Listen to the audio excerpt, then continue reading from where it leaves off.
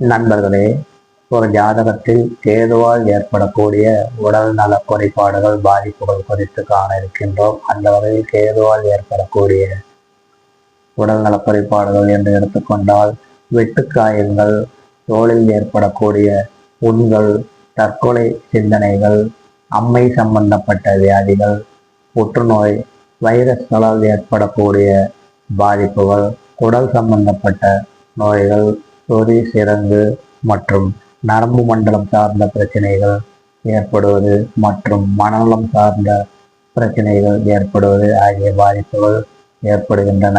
மேலும் இந்த கேது என்பது தாய் வழி உறவுகளை குறிக்கக்கூடிய ஒரு அமைப்பு என்பதால் தாய் வழி தோஷங்கள் இந்த கேதுவினால் ஏற்படுவதற்கான அமைப்புகள் இருக்கின்றன.